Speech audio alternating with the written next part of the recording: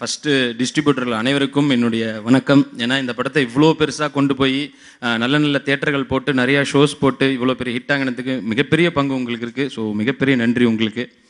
அப்புறம் ஆர்டரில் சொல்லணுன்னா அதான் லிரிசிஸ்ட் ஃபஸ்ட்டு. ஸோ என்னுடைய அவங்க ரெண்டு பேரும் சரி. அதில் விவேக் வந்து என்னுடைய ரொம்ப நாள் நண்பர் அவர். ஸோ அவர் வந்துட்டு இதில் சூப்பராக அந்த மியூசிக் பியூட்டின்ற அந்த சாங்கை ரொம்ப நல்லா எழுதி சிறப்பாக அதை வெற்றிக்கு ஒரு உறுதுணையாக இருந்திருக்காரு. அப்புறம் விக்னேஷ் சிவன் சார் வரல. ஸோ அவரும் வந்து இதில் மிக சிறப்பாக எழுதியிருக்காரு. அப்புறம் அனு மேடம் அவங்க வந்து இந்த படத்தில் எவ்வளோ சூப்பராக பண்ணியிருக்காங்கன்னு உங்களுக்கு அந்த இதில் பார்க்கும் விஷுவல்ஸ்லேயே தெரிஞ்சுது. ரொம்ப ரொம்ப நல்லவங்க அவங்க. ஏன்னா நான் ஒரு ட்ராக் எனக்கு கொடுக்குறாங்க அப்படின்னு சொன்னதுக்கப்புறம் போய் நல்லா இருக்கு மேம்னா எடுத்துக்கோங்க அப்படின்னு கொடுத்துருவாங்க. அடுத்த வாட்டி போனேன், ஒரு டிஷர்ட் கொடுத்துருந்தாங்க, ரொம்ப நல்லா இருக்குன்னு எடுத்துக்கோங்க அப்படின்னாங்க. மூணாவது நாள் ஒரு காரில் வந்தாங்க, மேடம் உங்கள் கார் சூப்பராக இருக்குன்னு. ஃபோனை எடுத்துட்டு அலோன்னு போனவங்க தான். இன்னும் அது பேசலை, எப்போ கொடுக்க போகிறாங்கன்னு தெரியல. அப்புறம் எடிட்டர், எல்லா எடிட்டர் மேலேயும் எனக்கு எப்போவுமே ஒரு பயம் இருக்குது. ஏன்னா நிறையா வந்து கட்டாகி போயிடும். இதுலேயும் ஒரு 10-15 பஞ்சு போயிடுச்சு. பட் இருந்த பஞ்சு எல்லாமே நல்லா ஒர்க் அவுட் ஆச்சு. ஸோ அதுக்கு வந்து ரூபன் உங்களுக்கு பெரிய நன்றி. அப்புறம் இப்போ வந்து சினிமாவில் பார்த்தீங்கன்னா 3 விஷயம் கண்டிப்பாக இருக்கும். ஒன்று வந்து சென்சார் சர்டிஃபிகேட்டு, ரெண்டாவது பார்த்தீங்கன்னா அந்த நம்ம ஊருக்கு என்ன தான் ஆச்சு அது, மூணாவது பார்த்தீங்கன்னா யோகி பாபும் மொட்டராஜேந்திரனும். இவங்க இல்லாத படங்களே இல்லை. அது பேய் படமாக இருக்கட்டும், லவ் படமாக இருக்கட்டும், இல்லை வேறு ஏதாவது ஆக்ஷன் படமாக இருக்கட்டும், எல்லாத்துலேயுமே அவர் இருக்கார். பட் சூப்பராக பண்ணிகிட்டு இருக்காரு. நீங்கள் பார்த்த உடனே கிளாப்ஸ் வருது, அவருக்கு பேசணுன்னே போயிடுது, அது வேறு விஷயம். பட் அதெல்லாம் இல்லை, உண்மையிலே அவரை பார்த்த உடனே சிரிக்கிறாங்க. அது ஒரு பெரிய ஒரு கடவுள் புண்ணியம் தான். ஸோ சூப்பராக பண்ணிகிட்டு இருக்காரு யோகி பாபு சார். அடுத்தது ரவிக்குமார் சார். எனக்கு அதான் மறுபடியும் சொல்கிறேன், அவர் படத்தில் நடித்தேன் 2 படம், அவரோட டைரெக்ஷனில் நடித்தேன் 2 படம் கூட நடிச்சிருக்கேன்.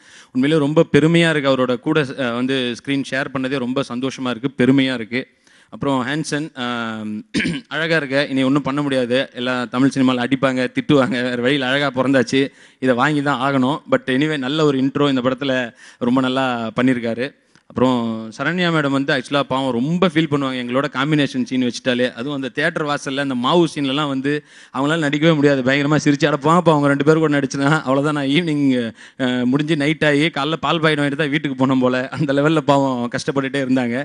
பட் இன்றைக்கி தேட்டரில் அவங்களோட சீன்ஸ் எல்லாமே பயங்கரமாக கிளாப்ஸ் வாங்குறது ரொம்ப ஹாப்பியாக இருக்குது. ரசூல் புக்குட்டி சார், அதாவது இந்த மாதிரி ஒரு டப்பிங் நான் என் வாழ்க்கையில் பண்ணதே கிடையாது. ஜென்ரலாக ஒரு டப்பிங்னா ஒரே ஒரு மைக் இருக்கும், அவ்வளோதான் பேசுவோம். ஆனால் வந்து இதில் பார்த்தீங்கன்னா ஏன்னா அந்த தரம் வர்றதுக்காக தான். ஸோ இதில் அந்த மைக்குக்கு மேலே இன்னொரு டியூப் மாதிரி ஒரு மைக் வச்சாங்க, ஓகே. அதுக்கப்புறம் பார்த்தீங்கன்னா அந்த உள்ள இதுக்குள்ளேயே ஷர்ட்குள்ளேயே ஒரு மைக் வச்சாங்க. அது எந்த லெவலில் அது ஒர்க் அவுட் ஆச்சுன்னா, நான் வந்து மனசில் நினச்சேன் 3வது ஒரு மைக் வைக்கும்போது இன்னும் எத்தனை மைக்கடா வைப்பீங்கன்னு நினச்சேன். உடனே வெளியிருந்து சொல்கிறார் அவ்வளோதான்றார். என்ன மனசாட்சிலாம் கேட்குது, அதில் மைண்ட் வாய்ஸ்லாம் வந்து அவ்வளோ அழகாக கேட்ச் பண்ணி ஃபுல்லாக அவர் எடுத்துடுறாங்க. பட் அது வந்து உண்மையிலே வந்து இன்றைக்கி அவ்வளோ தரமாக இருக்குது. அதை தேட்டரில் பார்க்கும்போது எல்லா ஒரு ஊரில் இருக்க தேட்டரில் கூட ரொம்ப நல்லா இருக்காது. ஸோ அதுக்கு ரொம்ப நன்றி சார். கீர்த்தி, இன்றைக்கி 2 பேரும் பைரவா ஷூட்லேருந்து தான் வரோம். நான் கேட்டேன் என்ன கலர் ட்ரெஸ்மா போட போகிறேன் அப்படின்னு. ப்ளூ கலர் அப்படின்னுச்சு. சரி ஓகே, நான் கருப்பு போட்டு வந்தேன். பார்த்தா கருப்பு போட்டு வந்து நின்றுச்சு. இப்போவே ட்விட்டரில் எடுத்து ஃபோட்டோலாம் போட்டு 2 பேரும் கருப்பு ட்ரெஸ் போட்டு வந்துருக்குறாங்க அப்படின்னு ஒன்று பண்ணி வச்சு. ஏன்னா அந்த பைரவா ஷூட்டில் நடந்த ஒரு இன்சிடென்ட்னால அது அந்த ஃபோட்டோ வச்சு அது பயங்கர யாருமே அதை சீரியஸாக எடுத்துக்கல. நான் வீட்டுக்கு போனேன், வீட்டுக்கு பண்ணோடனே எங்கள் அம்மா வந்து கேட்டாங்க, என்னடா உனக்கும் கீர்த்திக்கும் கல்யாணம் போட்டிருக்குது அப்படின்னாங்க. நான் சொன்னேன் இல்லை சும்மாம்மா அது அப்படின்னு. ஓ சும்மா தானா அப்படின்ட்டாங்க. நான் ஏமா நீ என்னம்மா ஃபீல் பண்ணுற, அவங்க யார் தெரியுமாம்மா, மேனகாவோட பொண்ணுமா அப்படின்னு. அப்போ பிரச்சனை இல்லை, இன்விடேஷனை மேனகா காட்சியில் அடிச்சிக்கலாம் அப்படின்ட்டாங்க. அடவோம் ஜென்ரல் நாலேஜில் தீய வைக்க அப்படின்ட்டு. ஸோ பட் இன்றைக்கி வந்து இந்த படத்தில் ஒரு உண்மையிலே ஒரு பிரின்ஸ் அப்படின்னு சொல்லலாம். அவ்வளோ அழகாக பிரின்சஸ், சாரிப்பா ஒரே ஒரு இங்கிலீஷ் வார்த்தை தான், அதுவும் தப்பு. ஸோ அவ்வளோ அருமையாக வந்து இந்த படத்தில் வந்து ரொம்ப நல்லா நடிச்சிருக்காங்க. அதுக்கு பிசி சார் தான் காரணங்கிறது ஒரு பக்கம் இருக்கட்டும், இருந்தாலும் ரொம்ப நல்லா பண்ணியிருக்கீங்க. அணி பற்றி அதான் இந்த படத்தில் வந்து இன்னும் அவருக்கு என்னென்னா இதுக்கப்புறம் ஹிட்டில் ஒரு படம் சேர்ந்து போச்சுன்ற மாதிரி தான் போட்டு ஃபுல்லாக ஹிட்டுன்னு கொடுத்துட்டே இருக்காரு. அதுவும் வந்து சிவகார்த்திகேயன் போது உண்மையிலே அந்த ஃப்ரெண்ட்ஷிப் ஜாஸ்தியாகி ரொம்ப சூப்பர் பாடல்களாக போட்டுட்ருக்காரு.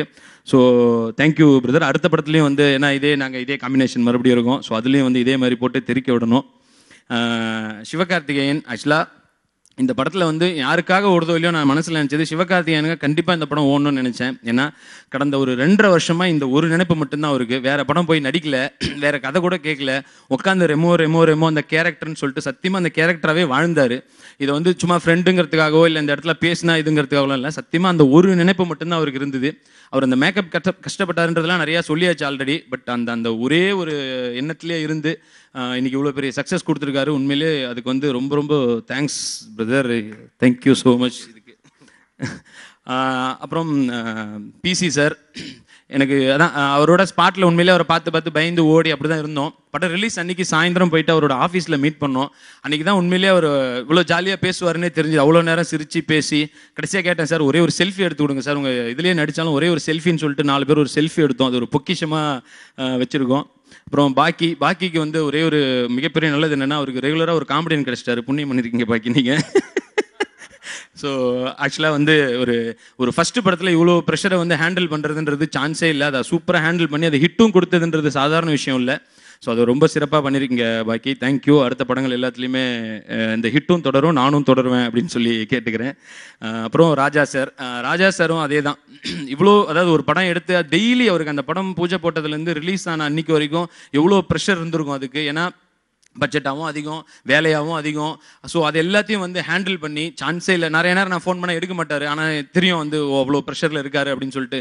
அப்புறம் இதெல்லாம் ஹேண்டில் பண்ணி இவ்வளோ பெரிய படத்தை எடுத்து ரிலீஸ் பண்ணி ஒரு திறந்த புத்தகமாகவே இருந்திருக்காங்க 24AM. எல்லா நியூஸுமே வந்து ஆக்சுவலாக தெரிஞ்சிருக்கும், அந்த மறைமுகமாக எதுவுமே இல்லை.